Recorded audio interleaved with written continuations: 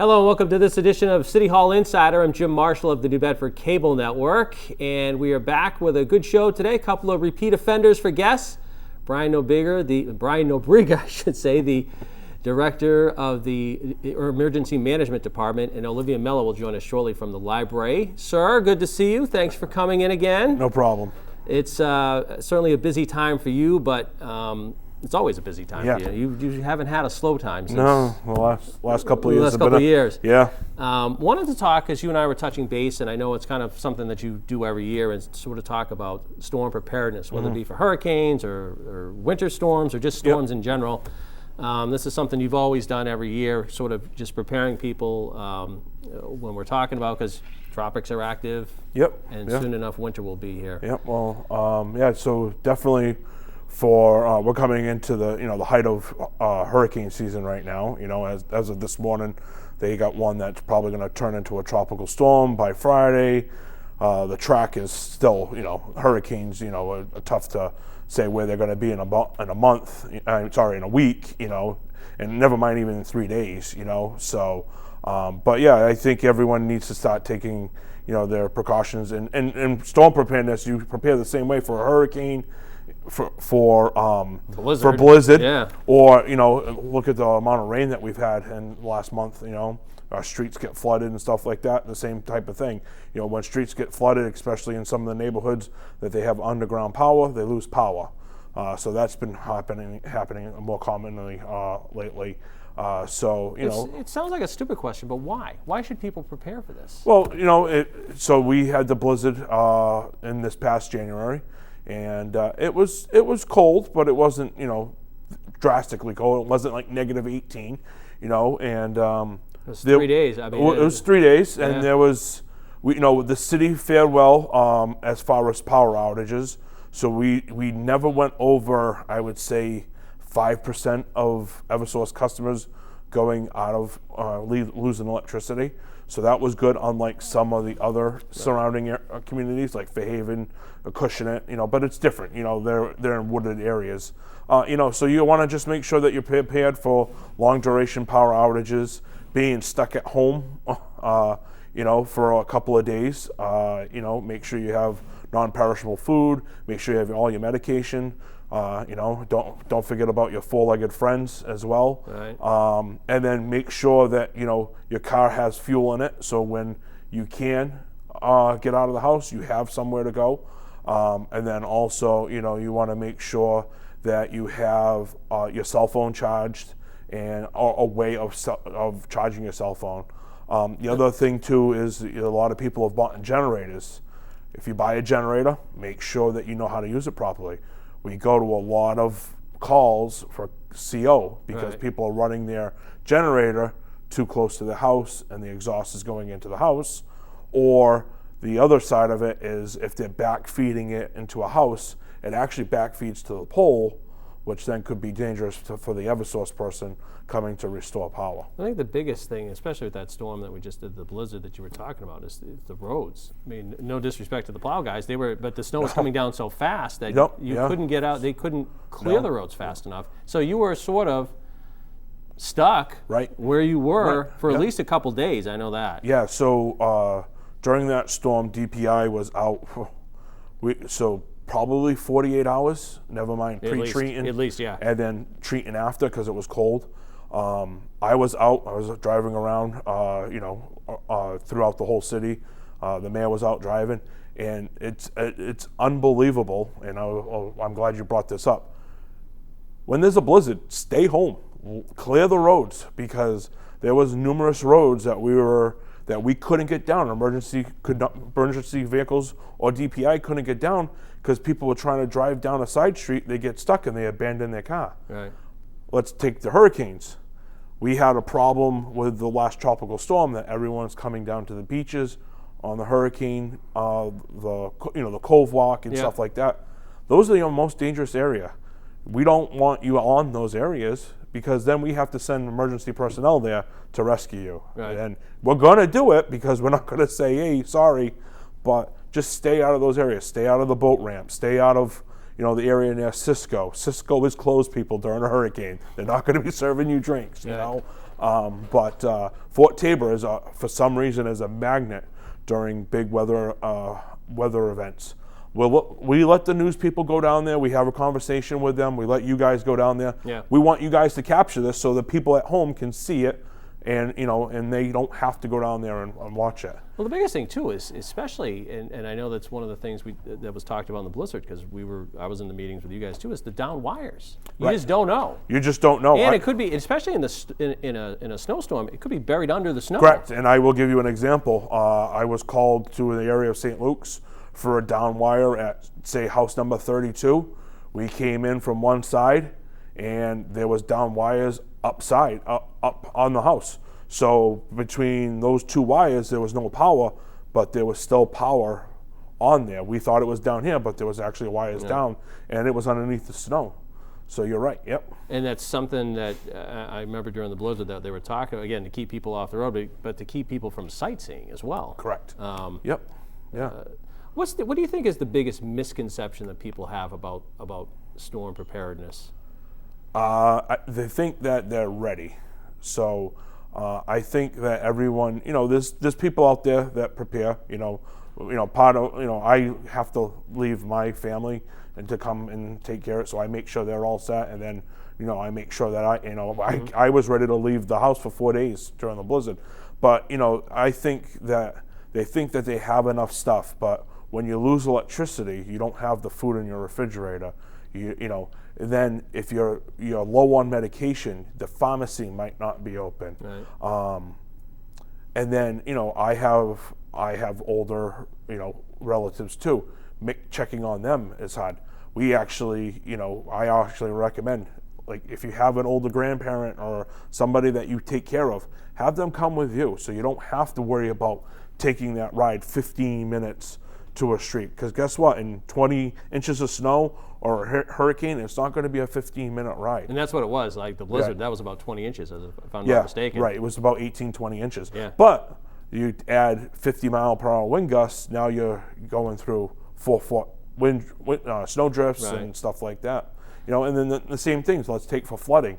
We get called, the fire department gets called, a car stuck in the water. It's like, if you're driving through, if you're coming upon a road and it's flooded, you do not know how deep it is, because all roads are different. You don't know what the road's doing as the geography of the road. So it might be up to your wheel wells here, but by the time you get in there, it might be up to your. And for example, like you drive a big truck. Yeah. I mean, a pickup. You've got there's a reason for that. You've got a good size, but even for you, with your vehicle, you've got to be cautious. And, I mean, because there are other people who have, I've got a 4-wheel drive, blah blah blah. I'm going to be fine. 4-wheel drive doesn't mean you're invincible. Right. And I think that's a good message to have for people. Yeah. And there was a couple of times that we were driving around, and you said it, during that storm, you would take one pass down a side street or down a main road, and you come back 15, 20 minutes later, and it looked like you didn't even do it, because either the winds banged it, pushed it back, or more snow has come, And with hurricanes too, and the blizzard, you kind of touched upon it though. I mean, one of the biggest issues is the wind. Correct. Never mind the wind and storm surge. Correct. Yeah. Yep. So one thing I would say about hurricane is there's a tool on the web that says know your zone. So it tells you what your expected storm surges for a Category 1, Category 2, and in the unlikely event, but could happen, storms are getting stronger, a Category 3 or a Category 4, what the surge could come up. The south end, this studio would, is in a very prone area for storm surge. Then there's also evacuation areas too. So the city in preparation of a hurricane would then issue some kind of, evacuation recommendation, especially in the Payne Ave area and out on the peninsula outside of the hurricane gates. And I don't think people know, from your standpoint, you have these things on hand. You guys have a plan in place, sort of a generic plan. Every storm is different, I get, but you've got a sort of generic plan as to what needs to happen in different areas of the city, whatever. Yeah, I mean, it's not something that, we're just figuring out as we go along. You guys have already Right. looked at this, Right. Yeah. analyzed. And then you throw COVID on top of that, so shelters Right. it was an interesting. As soon as hurricane season came around of 2020, we were meeting with the health department, the mayor's office, Massachusetts Emergency Management, Red Cross, like how are you going to run a shelter in COVID? And nobody had really the answer. But the city, you were in that press conference, we secured hotels if we had to evacuate areas. Thank God we haven't, Right. But that's the thing. I just think, the city's well prepared. You folks do. Right. You always have sort of a generic plan that you've always got in your file cabinet Right. anyway. Yeah. But then when it comes to the storms, the mayor's meeting with you, the fire chief, police chief, EMS. Yep. EMS, you can't forget about DPI. DFM. We're in the meetings. Yep. It's interesting that the city does take emergency preparedness very seriously, and it's. Again, you've got your file that's generic, and then you sort of build off that depending on the storm, right? And where Correct. it's coming, the Correct. timing. But Right. nighttime is different than the daytime. Oh yeah, definitely. And even with a snowstorm, nighttime plowing and daytime plowing are totally different, right? Right. And then even for a hurricane, depending on what side of the eye we're on, depends on what side of the peninsula is going to get hit worse. Right. For people who have questions about what, I know that it's on your website. Why don't you tell them how they can find the information that we're talking on the about? city's website under the emergency management, there is some storm preparedness tips on there. You can always go to the MEMA website. They have storm preparedness. In the event of a hurricane, there'll be plenty of stuff. The only thing I will tell people is Facebook is a great tool, but make sure you are reading up-to-date information because people share stuff. Last storm there was a couple of posts that got done with a track coming over us, and that was a track from like 24 hours ago. But with hurricanes, it changes by the hour. The most accurate, and even it's within 30% margin of error, is 24 hours before landfall. And the thing is, too, is you are giving all of us, Correct, the National Weather Service, which is Right. the official Yep. that everybody uses. Correct. Yes. The National Weather Service gets a forecast from the National Hurricane Center, but also DPI has a weather forecast that we use for storm, and they give more of a local forecast, and that's been very beneficial. Jamie Pond got that when he started as a commissioner for snow. So you'll see sometimes National Weather will say 12 to 18 because they're doing a huge area, Yep. and then you'll see Precision is who we use. Might be a little bit more less, fine-tuned. depending, Yeah. It's good seeing you again. Nice seeing you. Thanks for coming in. Yep. I appreciate it. No problem. We'll take a break. Olivia Mello's next here on City Hall Insider. Being prepared is a part of who you are, but it's especially important in the case of a disaster. Be informed about possible emergencies in your area. Make a plan that covers where you go in an emergency. Build a kit with the things you need to survive. There's no one more capable of planning for your situation than you. Start your plan today. Go to ready.gov/myplan.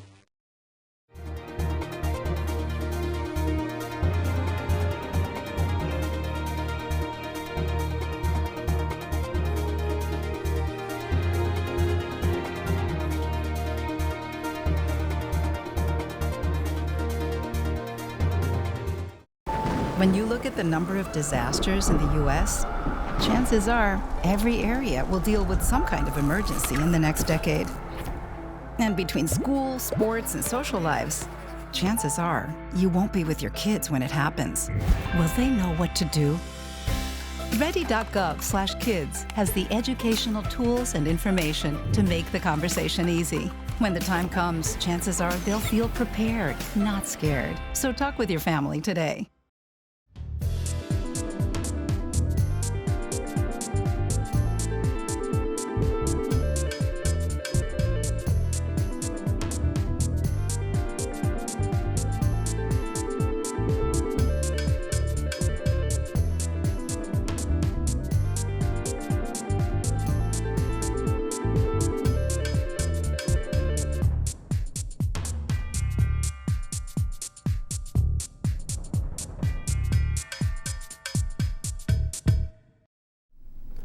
Hi, and welcome back to City Hall Insider. I'm Jim Marshall, and with us now in studio, Olivia Mello, another repeat offender here. Good seeing you again. Good to see you too, Jim. And we are talking about the libraries and specifically the strategic plan that you folks now are undertaking. You guys are looking at the future right now.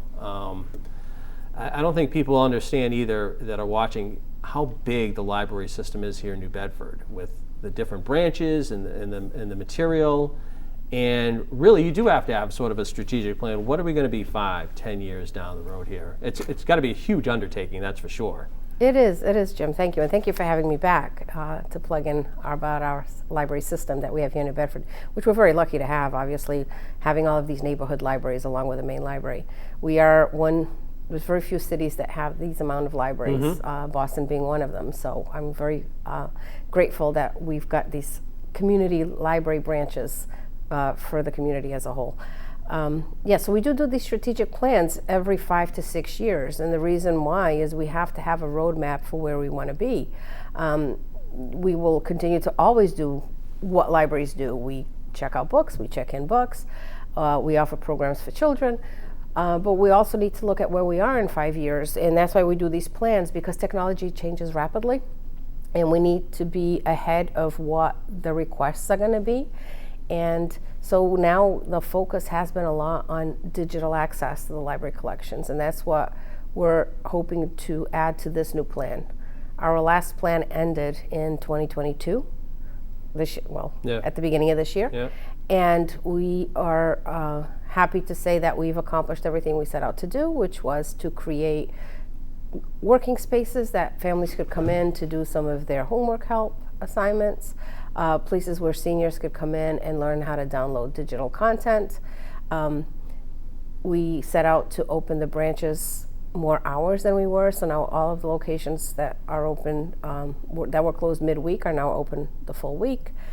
And it's been a good feeling to know that what we set out to accomplish has been done. But now we need to look to the future. You must, and it's just like TV, it must be weird when you think back to when you started in your career, what libraries were doing.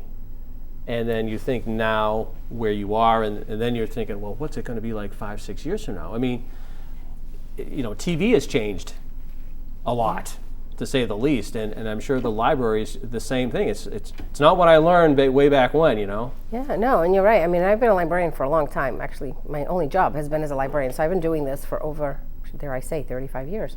And yeah, libraries are, they are changing. They've evolved, and they do try to stay on with what the current trends are. The underlying factor will always be the same. We loan items for free, and we want to make sure that everybody in the community has access to the resources free of charge. Right. So that'll be the book, it'll be the magazine, it'll be the newspaper, it'll be the ebook, the downloadable video.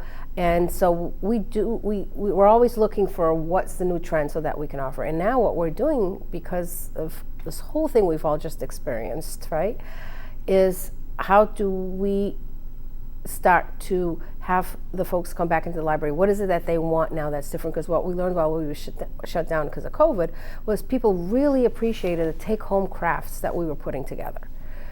That was something that we hadn't planned for. None of us had planned for what just happened, but we set out to what can we do to make people have something that the library can contribute to their life at home while they're on lockdown, or while they don't have access to these buildings.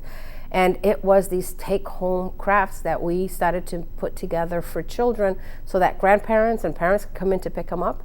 And they got so popular that the adults are asking for them now. So we have these, come into any of our branches, the main library, and you'll see these, come and grab and take home, or it could include now a book that goes along with a craft. We did something where we had, here's some spices, but here's books that have something to do with spices in it.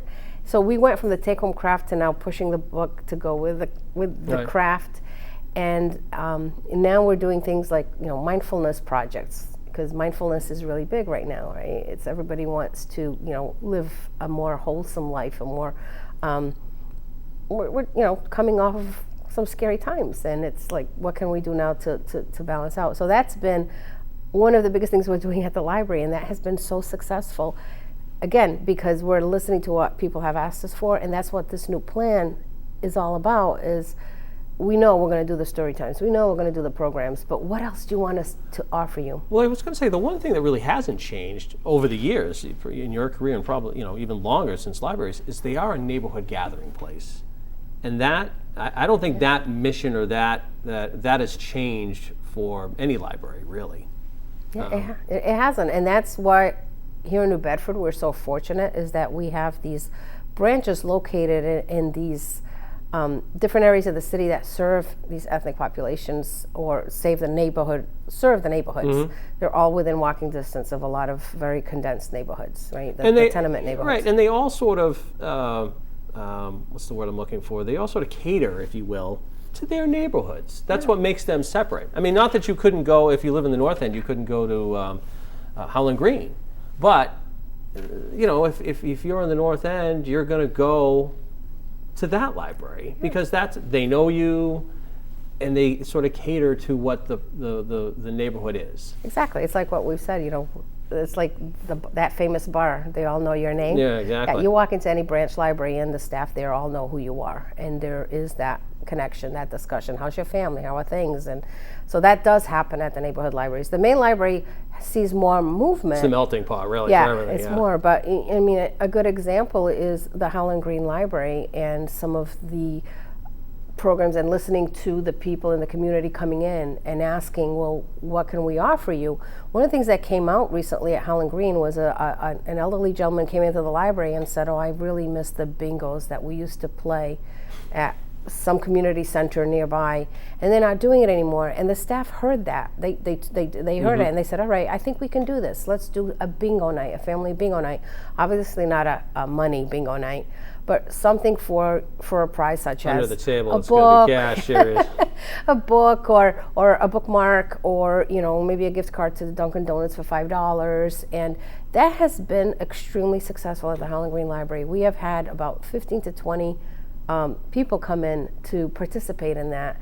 And that was an example of how the staff heard this one patron saying, I really miss this in my neighborhood. Can the library do something? And that's what we are hoping to do with our strategic plan, as we've done these community forums and these focus groups, and now we're going to be doing a survey that's going to be shared through our website, our news blasts, through you. I hope that you'll help us share it. Trying to get that kind of feedback. Let's think about together, all of us together, what can the library do for you beyond the book and beyond the traditional library services? Are you concerned just technology-wise? I mean, technology costs money, and it's not as though budgets are going up or anything like that, but are you concerned about being able to provide whatever the technology is that people are looking for? Yes. I mean, technology comes at a cost, sadly, and there isn't. But it's changed. It's changed the whole dynamic of being in the library services. Yeah. So we try to do as much as we can in terms of having a good standard print material collection, the traditional, the audiobooks, the DVDs, having a working collaboration with a sales library network to have shared resources for the downloadable ebooks and the audiobooks, which has been a huge success for us as folks have learned how to use tablets and their computers to download audiobooks and ebooks. So it's a balancing act. It's it's figuring out, this month do we put $1,000 into e-content? This month do we put in $1,000 into the print content that we're required to have? Because your computers are very popular. They are. And the thing with us that I think often gets forgotten is that not everybody has a computer at home now. They may have Wi-Fi and they've got their cell phones, but they can't print from their cell phone. So they do come into the library a lot to print. And for instance, Serta bus station right now does not give you passes. You have to come into the library to print your passes. The RMV requires you to do everything, printing it from computers at the library. And so that, the computer itself, the computer station at the library for people to do those types of work will always be there. We have increased our Wi-Fi hotspots throughout the library so people can come in with their laptops and work. And the last time you were talking about the portable hotspots that Yes. people have been taking out, which are very popular. It's been very popular. Unfortunately, that was through an ARPA grant, an American Rescue Plan grant that came through the Board of Library Commissioners, and it was only good for a year. And we received 100 hotspots. It was tremendously successful, but we won't have the resources to continue with that project because it's very costly for the hotspots. And that is one thing that we would hope to see in the plan, people asking for these types of resources, because if I have that input from the community that this is what they would like to see the library offer, I can use that to negotiate with City Council and the mayor and say, can we increase our technology line on the library budget? The other thing too, and we got a couple minutes left, but you're working with other city departments for different things. I mean, you talked about elections. You're doing things which previously you never did before, but now you're working with elections. Well, that's always been one of my focus, one of my missions as a librarian through all my years as a librarian, is to always partner with community and partner with other department heads. I think it's so important that we're all on the same team.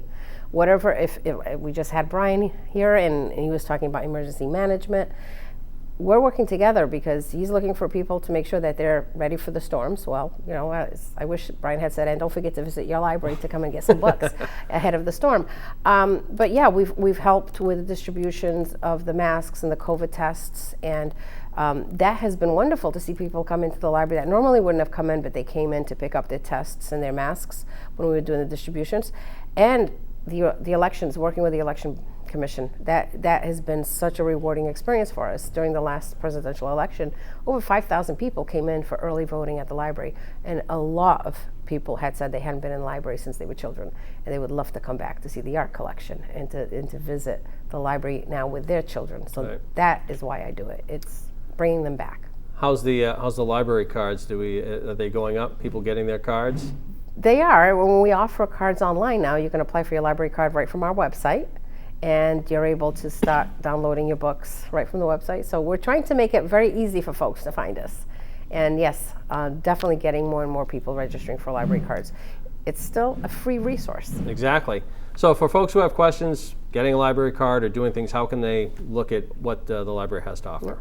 Well, we've got our library's website through the city's webpage, New Bedford Library, ma.gov/library, where they can find everything from how to sign up for our newsletter, our e-blast, which I highly encourage folks to do. It's on their quick link, and that's where we'll send out the little blurb. So we won't spam you, but we'll let you know what's going on at the library. And you can cater your news blast to, if you just want to know when it's adult programs, when it's children's programs, we'll cater your newsletter to your needs. So I encourage people to visit us today. And of course, our Facebook page, which has, it's been great for us. And keep an eye out for the survey that's coming out. Certainly, definitely keep out for the survey. Keep an eye out for the survey. It's under development right now with our consultant, and we're tweaking just some questions because we want it to be a proactive survey. We don't want to hear the negatives. We just want to know, what do you want that we can do to make things, to bring you back into the library. Sounds good. It's good seeing you again. Yeah, likewise, thank you. Thanks for coming in, Olivia Mello, our guest. That's going to do it for this edition of City Hall Insider. I'm Jim Marshall of the New Bedford Cable Network. Thanks for watching, and we'll talk to you again soon.